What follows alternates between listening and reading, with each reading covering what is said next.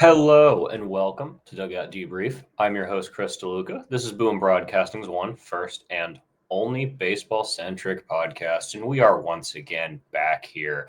We're winding down January right now, and there's a lot to talk about when it comes to free agency. There were some notable signings this week. It's kind of winding down as there really aren't a lot of big names left on the board. There are still plenty of people like Jack Flaherty and JD Martinez, among a few, but a lot of big ones came off, especially one international signing and arguably the best relief pitcher in 2024 also came off the board here.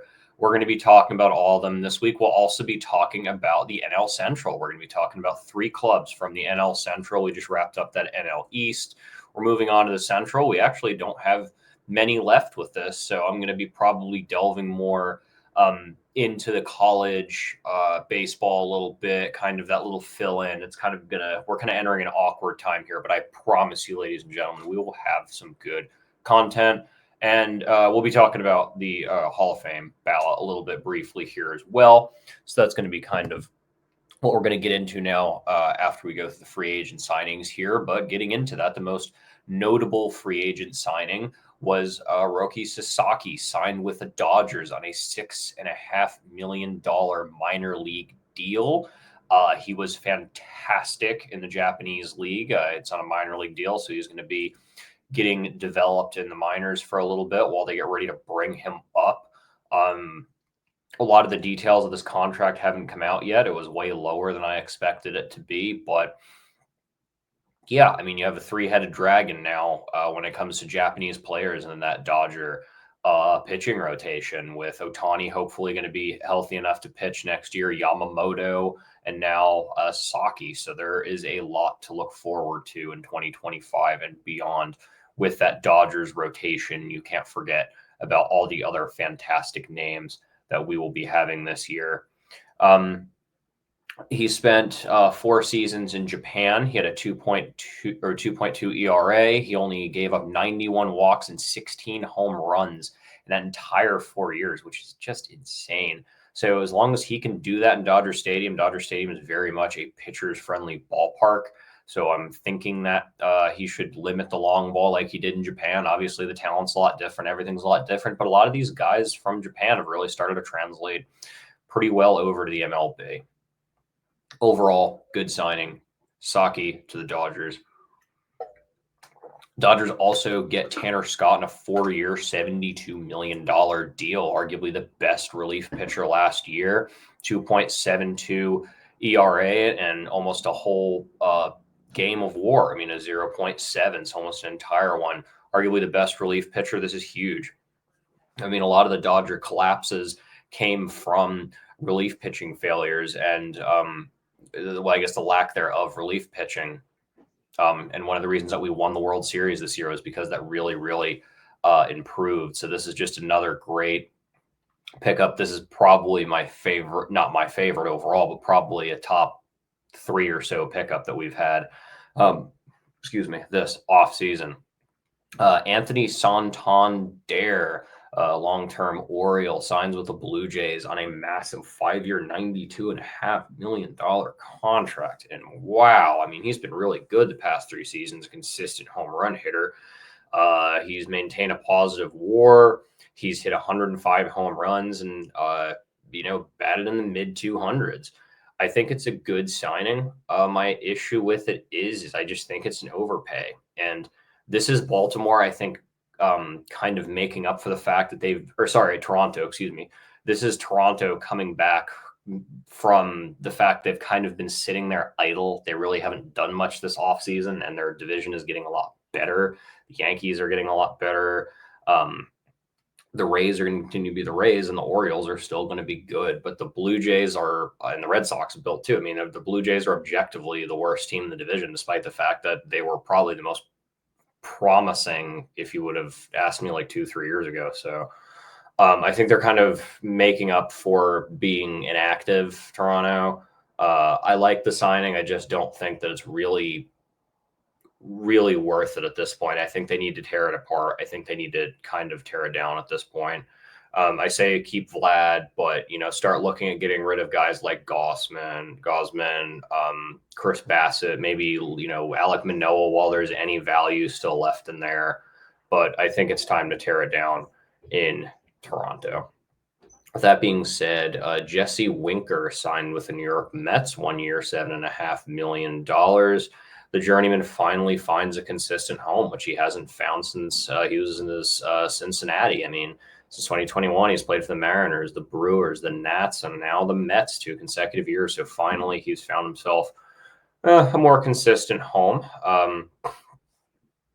Good power hitter, kind of bounced around, but we'll see how he does with the Mets. I mean, they're still building as much as they can. Final free agent that we're really going to focus on, I guess that's the word, is Paul Sewald. Signs with the Guardians, who is one of the more, let's say, consistent. He wasn't fantastic, but consistent closers. He was on that Diamondbacks World Series team. He signs a 1 year, $7 million deal. He may have some injury history, but he's always managed to limit disasters. I mean, when he was with Seattle and Arizona, only 13 blown saves the past 6 seasons. So that's pretty good, even though he's kind of been in the 3s and 4s ERA-wise. So he kind of has a run problem. But Sewald is a good complement to arguably the best closer in the MLB, and Emmanuel Clase. So, again, a good move. So we're going to go touch on some notable signings here. Jorge Alfaro signs the Brewers in a minor league deal. Nico Goodrum's also to the Padres in a minor league deal. The Blue Jays signed Christian Bethancourt, who's kind of bounced around. He was on the Rays and the A's and now their farm system in a minor league deal he signs. And the White Sox signed Martin Perez, a guy who was really good about 2-3 years ago. I picked him up in fantasy, and that guy carried me to a championship when he was with Texas. And then finally, the Dodgers signed Kirby Yates, so another front-end reliever, long reliever, and again, guys who can eat innings. That's all we need. Again, this isn't a Dodger-centric podcast, but that's all the Dodgers need is just guys that can eat innings. Okay, we're going to go talk about that Hall of Fame ballot now. We had 3 guys go in on the active ballot. We had Dave Parker, Jim Leland also in, and we talked about them a few months ago when they announced they would go in. But Ichiro, CC Sabathia, and Billy Wagner all got in the Hall of Fame. Billy Wagner finally gets in after being 0.1 points short of that 75% that he needed. Wagner should have been 2 years ago. He's a top 5, if not top 3 or closer all time. I mean, he is statistically better than Raleigh Fingers or Dennis Eckersley or a lot of those guys who got in a long time ago. Closers getting in is obviously hard. Eckersley got in, Raleigh Fingers got in, of course, Mariano Rivera, the GOAT, got in unanimously. And speaking of someone who should have gone in unanimously is Ichiro. He got in. I mean, he's arguably the second best leadoff hitter in history, first Japanese player to ever be inducted into the Hall of Fame, which is really fascinating because there's going to be a lot more of them. Insane work ethic. I always love the video where he just lines up like 4 bats at home plate and just goes boom, boom, boom, boom, and just knocks them all down. 4 throws, 4 bats. And then finally, CC Sabathia, who was influential on 3 different teams, which I always just thought was so cool. Wherever that guy went, he was influential. He made a difference in the locker room and performance-wise on the ball field. 6-time All-Star Cy Young winner in 2007. He posted a 3.21 ERA that year and led the MLB in innings pitched, which is a long-lost art. I think he had like 140 or 150 something.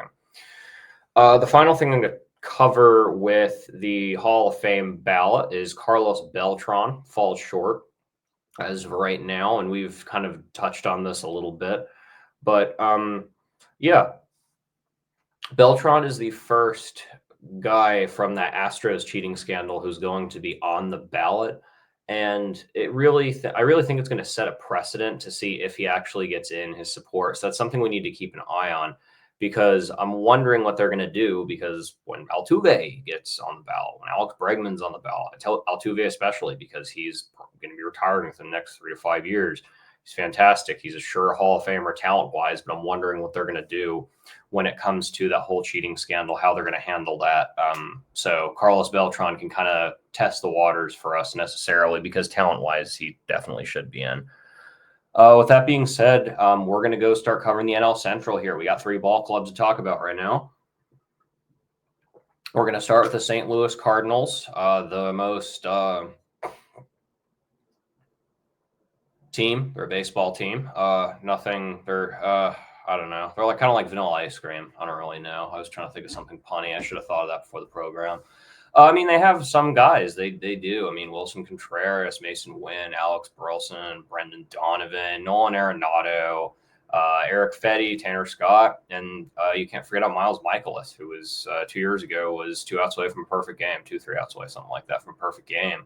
Victor Scott, and then the up-and-coming Jordan Walker, who I just think they called up way too early. Same thing with Victor Scott. Victor Scott's WVU guy. We actually got 2 WVU guys here in the Cards organization / in the MLB that we're going to talk about today. But yeah, I mean, that's kind of the thing with St. Louis is that they are developing. They are historically developed very well. I think that they kind of rushed some of these guys up because it's a lot to play for. I mean, you're the St. Louis Cardinals and you're finishing around 500 consistently the past 2 years. Have left a lot to be desired. I mean, they needed catcher because Wilson Contreras cannot play defense at all. So it looks like they're going to be moving him to first base because Paul Goldschmidt's in the Bronx now.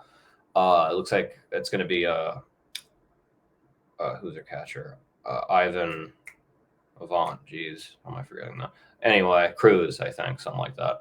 Not very impressive, like mid 100s, low 200s hitter. The pitching really isn't great. I mean, their bullpen has a lot left to be desired outside of Ryan Helsley, who's probably the second best closer in baseball right now behind Emmanuel Clase. But like Miles is aging. Gray is not as electric as he was when he was with Oakland. Eric Fetty was really good with Chicago, but again, who knows how he's going to perform this year? It was a very small sample size of elite talent that we got from Eric Fetty. So I really just don't think that they're going to improve at all. I think they're going to disprove. I genuinely do. Am I going to go and put win total 82 and 80? I don't know, something like that. It's hard. I mean, because I still think that they're going to finish in like 4th place. Like their farm system isn't fantastic. It obviously has WVU great JJ Weatherholt, arguably our best player that we've ever had.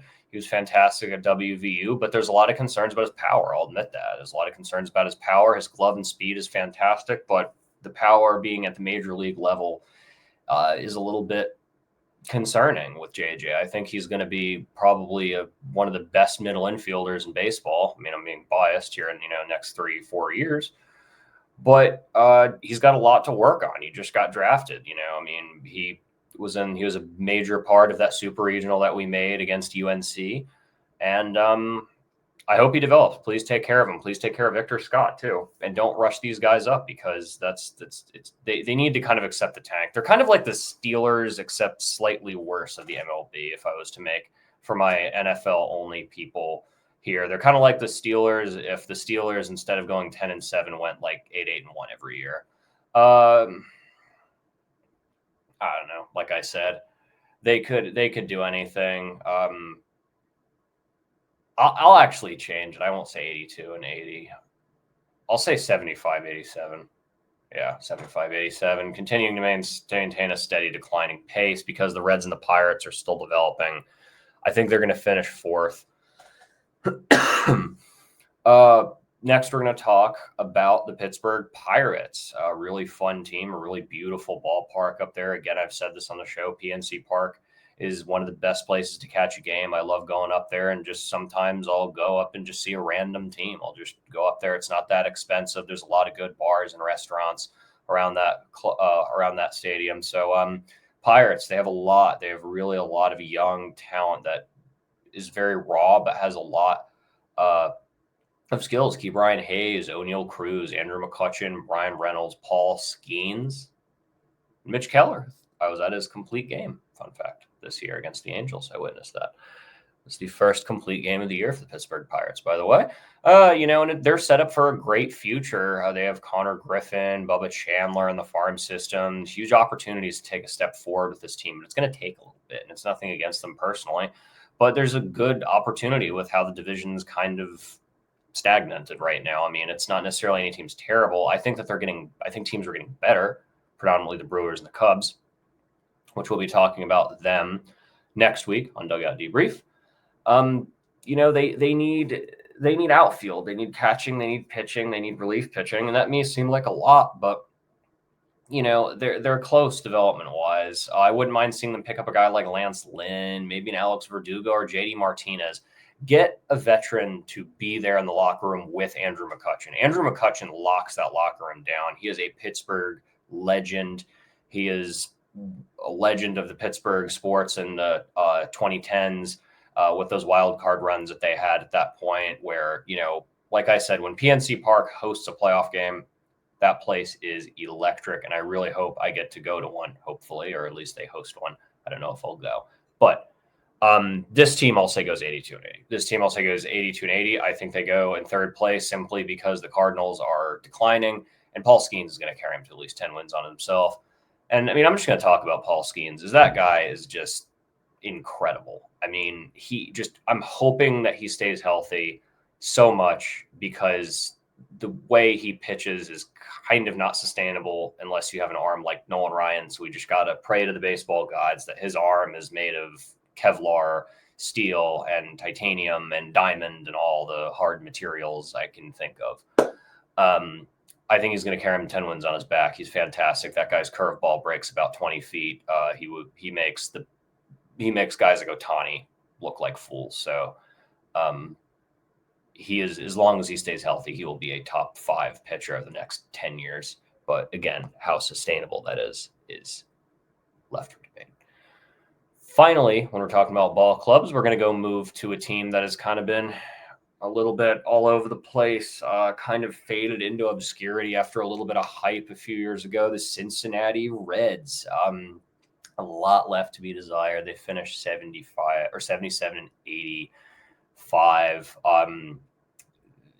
Very, very early is what I will say. It's very early for them, development and talent-wise. I mean, Ellie De La Cruz is such a raw talent, but the issue with him is they need to learn how to make him limit the strikeouts. They need to also make him work on his bat control. That's also just been an issue. His bat control and his pitch selection has been absolutely atrocious, and his arm is insane, similar to O'Neal Cruz. I think they're kind of very, very similar ball players, even though they're in the same division, and they share last name. So Ellie De La Cruz, fantastic. His size is crazy. The guy's built like a football player, a basketball player, and a baseball player all in the same thing. And he has that exact strength, that exact athleticism. He is one of the best base stealers in the MLB, if not the best. But again, develop. I would almost not be mad if they sent him down for like a month or two and just were like, all right, we're going to go work on you in the off season, figure out why you're striking out so much. Then we're going to go start you in the minor leagues. We're going to start you in Louisville. You're going to go face a little bit lesser talent, some young guys, some vets, build the confidence, which he already has that anyway, but build it even more. Guys who are throwing a little bit less crazy. You're not facing Paul Skeens in AAA, and figure it out from there. Bring him back up because he's going to dominate in AAA. I mean, he dominated the minors when he played in the minors. Even he rushed through that. They also have Hunter Green, who's a lot of grit. Guy threw up on the mound like twice in his career. Spencer Steer, CES, can't forget about him. Encarnacion Strand, Matt McClain, and Brady Singer, a guy who they signed from Kansas City, who was really good at the Royals, really key part of that run that they had to the divisional round last year. They don't have a lot of names necessarily in the MLB. They have the 14th ranked farm system with guys like Chase Burns and Rhett Loader, Sal Stewart. They're people in the minor leagues. They're kind of in the middle, but again, they're kind of suffering the same syndrome that the Orioles are suffering in a sense that like a lot of the really good players, mainly Ellie, Spencer Steer, they're up in the majors already and they're consistent starters. So they're not prospects anymore. So that means your farm system is going to go down. So it's development time, not playoff time. My prediction is kind of the same as last year, maybe a tad worse because division's kind of improving, 76-86. That's literally a game of a difference. I just kind of made up a number again. These are, I kind of just think of it and have to spend 10 minutes doing the math in my head. With that being said, that's the NL Central breakdown. The first and second place teams are pretty much already, you guys already know them. I'm not going to give you the order, but we got Cubs and Brewers left next week. And the NL Central has always been a fascinating division for me because generally it's kind of just the Cardinals win it by default because teams really weren't drafting well. The Pirates went through a really just god-awful spell of draft and trades and just things going as worse as possible. The Reds kind of existed as like a wild card team to 100 and some loss team back to a wild card team. The Pirates have been outside of that random 2010s run, the 2 runs in the 2010s, really, really, really atrocious. I mean, Jason Kendall, if you know his quote whenever kids would get called up or people be traded to Pittsburgh, what he would say. But there's a lot of bright sides in Pittsburgh. There's a lot of bright sides in Cincinnati. St. Louis is kind of in it. I think that they should tear it down, but maybe not. I don't know. And again, this is just my opinion. Take it as it is. That being said, we're about to go head into the weekly trivia question here after we just covered these 3 ball clubs. So last week, who was the last pitcher to win consecutive Cy Youngs? And this is kind of interesting. So 2 or more in a row consecutive Cy Youngs. That was Jacob deGrom in 2019 and 2018. And there have been more people than I thought that did this because I kind of thought of the trivia question before I looked up the answer because I thought the answer was different. So Jacob deGrom, 2019, 2018. Max Scherzer did it in 2017, 2016. Clayton Kershaw did it in 2014, 2013. Meaning outside of Jake Arrieta in 2015, that crazy year that he had, between 2013 and 2019, we had 3 different guys win the Cy Young Award. And don't forget, Clayton Kershaw won 2011, and Tim Lincecum won 2009 and 2008. And that was actually the guy who I thought it was because I was like, oh, yeah, Tim Lincecum. I love talking about him. We might actually go focus on him next week. I don't really know. Maybe that or we'll wait until there's less to talk about. Because Tim Lincecum is a fascinating character. Baseball-wise, personality-wise, pitching style-wise too, Mr. Rubber Band. Yeah, not much parity in the National League for quite a while there, to say the least. This week is in honor of the Hall of Fame ballot. I want you guys to name 3 of the first MLB Hall of Famers, which was in 1936, I believe. So there are 1, 2, 3, 4, 5 of them. So name 3 of them, or name 2 of them, name 1 of them. Whatever you want. I just said name 3 because I think that'd be fun. Most of these guys are really, really old time. Probably 1 or 2 of them are pretty much automatic. And hint, one of them played for a team that we covered today. So a little bit of a hint, not so much because all 3 of those teams are ancient anyway, but still. With that being said, this has been Dugout Debrief. I'm once again just so happy to be on such a great up-and-coming sports YouTube channel. We're on Facebook. We're on Instagram. We're on everything. So I want to thank you guys for tuning in to this program, to everyone else's program. We got Quick Hits with Shannon. We got 3 from Deep with Jason. We got the Gridiron Address every single Sunday. We're talking playoff football. We're talking drafts with the great Aaron Schneider, Mr. Kansas City Royals himself, but more Carolina Panthers himself. With that being said, guys, once again, thank you guys for tuning in, and I hope you have a great week. Stay safe and stay warm.